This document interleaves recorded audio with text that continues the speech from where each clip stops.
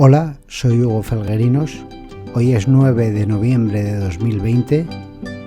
Este es un retal del Baciyelmo que lleva por título Sentados encima de un barril de pólvora.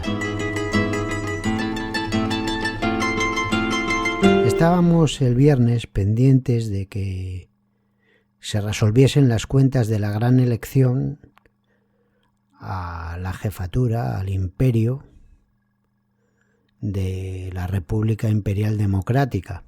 Teníamos las teles ahí llenas de infografías de la República Imperial y sus estados, de color azul, de color rojo. Incluso teníamos mapas de esos estados, de los counties.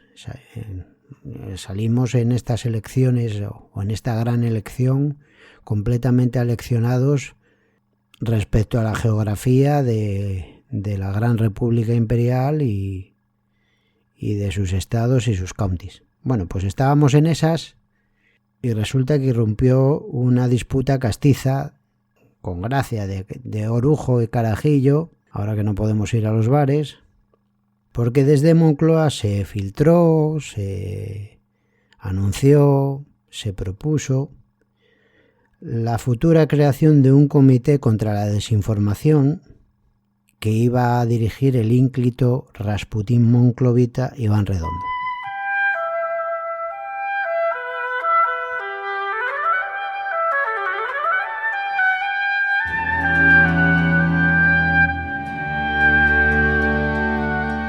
Aquello supuso un escándalo y un postureo descomunales. Los medios se lanzaron, dijeron, esta es la nuestra. Aquí nos podemos fajar con ganas. Y entonces venga, artículos, comentarios, la gente alaraca en Twitter, todo esto, el Ministerio de la Verdad, todos los lugares comunes, el Ministerio de la Verdad, Gobierno Social Comunista, aquí está la República Bolivariana que están buscando, etcétera, etcétera, etcétera.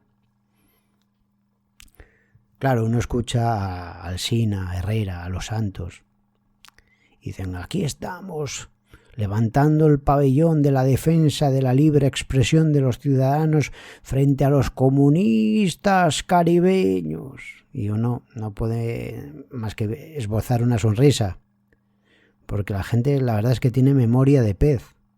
Ya no recuerda que fue en esta pasada estado de alarma cuando el gobierno se vio obligado a subvencionar a todos los medios, a todos los medios de comunicación, a todos, especialmente a las televisiones, pero yo creo que subvencionó a todos los medios, está sosteniendo a los digitales, a las televisiones y a las radios. Por mucho que creamos que Jiménez Dos Santos le hace la oposición al gobierno, no le hace la oposición al gobierno, al contrario, está haciéndole la ayuda por la extrema derecha, digamos que está limando la derecha del Partido Popular y favoreciendo que se produzca una gran coalición en el Estado. Así que de eso nada. Estos comunicadores que son megamillonarios, que cobran casi como, no vamos a decir que como Messi, como Cristiano Ronaldo, pero sí como una estrella menor, como un lateral del Real Madrid, ganan dinero. Pues claro, estos sueldos en empresas que no generan esos dividendos, los están sosteniendo estos sueldos la subvención de los estados, del Estado. El dinero que viene del Estado, de la publicidad institucional, de subvenciones de un tipo, subvenciones de otro, son los que sostienen ese mundo. Así que lo que podemos hacer ante la aparición de esta noticia es rechazar toda ese ambiente, toda esa laraca, toda esa disputa falsa y mentirosa, que lo que hace es entretener a la gente.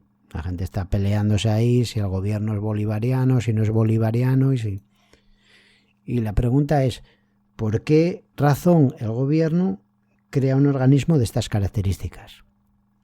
La respuesta podría ser, hombre, está acuciado porque el ciudadano se expresa en Internet. se expresa en internet con los blogs, los chats y tal, y entonces el gobierno quiere controlar a los ciudadanos, pero esos ciudadanos están controladísimos, están ultracontrolados por Hacienda.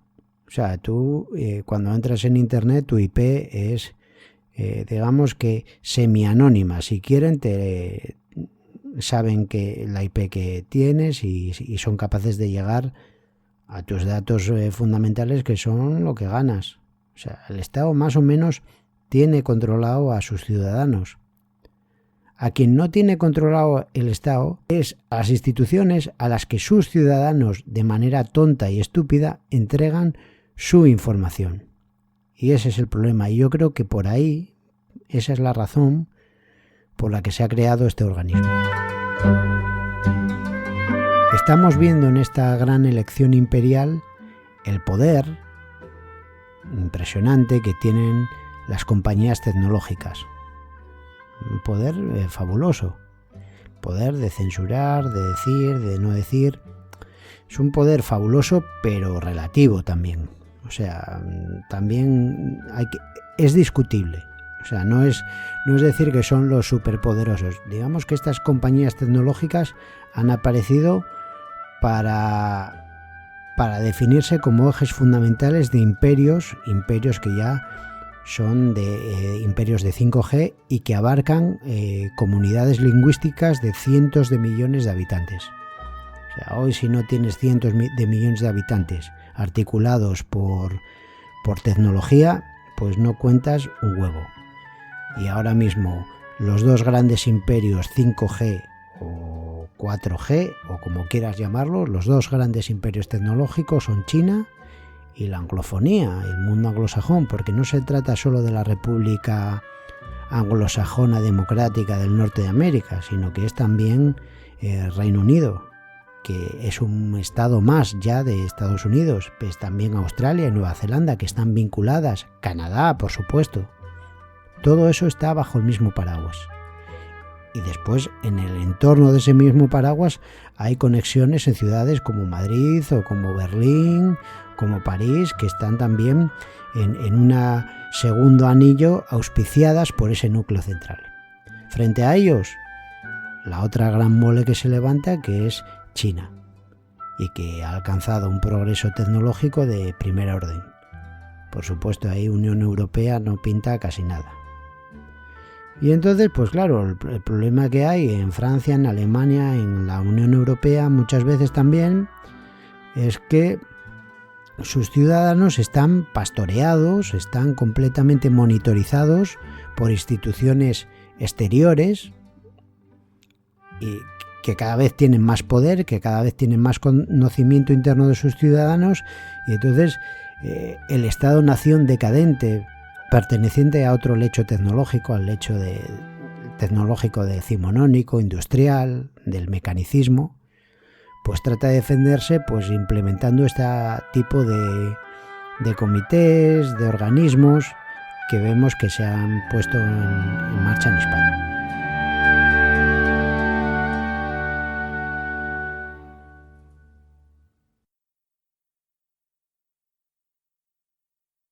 Aquí el principal problema son las redes sociales. El principal problema es que las redes sociales no son redes sociales, sino que son enormes plataformas de publicación.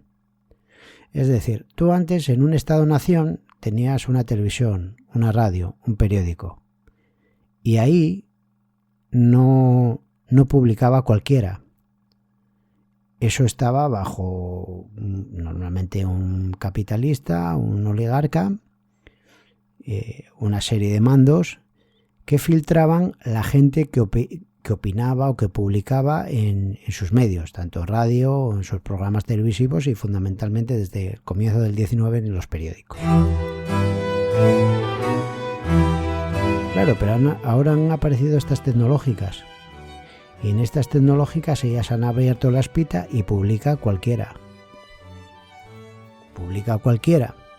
Entonces esto tiene una derivada muy importante, que es eso de lo que hablábamos en vaciyelmo dedicado a las fake news, que es el pensamiento público, que normalmente es publicado, que se materializa en publicaciones, el pensamiento público de una nación. Claro, si esa nación es Hungría, pues en húngaro, pero el problema es que esa nación es España. Y esa nación que es España, pues tiene una lengua imperial. Tiene una lengua que desborda, a diferencia de Hungría, sus fronteras.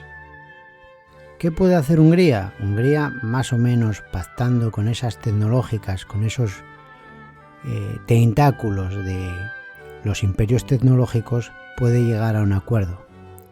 ¿Cuál es el problema de España?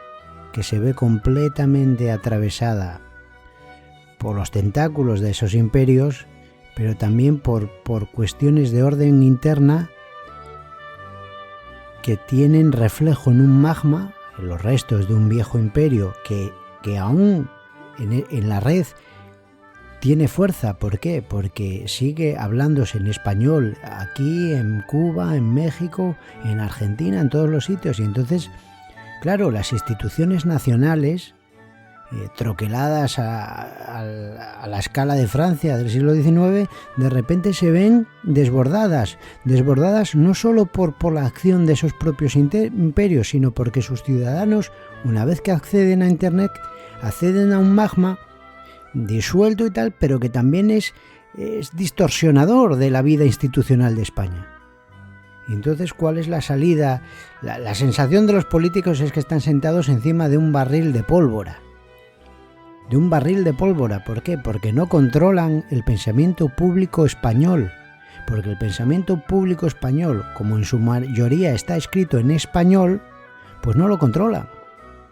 Porque en español escribe cualquiera. Escribe un español, un chileno, un mexicano, mucha gente. Y ahí está esa disputa tremenda. El pensamiento público español escrito en catalán, o expresado, mejor dicho, en catalán, o expresado en gallego o en euskera, es controlable. Y la gran baza que nos da a todos este mundo tecnológico es el hecho de que todos publicamos. Yo ahora mismo estoy haciendo un podcast que nadie va a escuchar, que lo voy a colgar y no va a tener oyentes, pero da igual. Está colgado, está ahí, cristalizado en el ámbito del pensamiento público en español, porque ni siquiera es español, ya es en español, procedente de España, pero en español. Esto es mucho más complejo y lo tendremos que explicar en un vaciyelmo, pero es importantísimo. Es importantísimo. Y la gente se confunde, porque la gente cree que puede hacer un chiste en Twitter lo mismo que hace un chiste en el bar, pero no, porque tú en Twitter estás publicando y en un bar no. En un bar simplemente estás en un bar, pero por mucho que sea un bar público, no tiene la fuerza que tiene el que el pensamiento cristalice, se materialice en un audio, en un tweet, en una fotografía.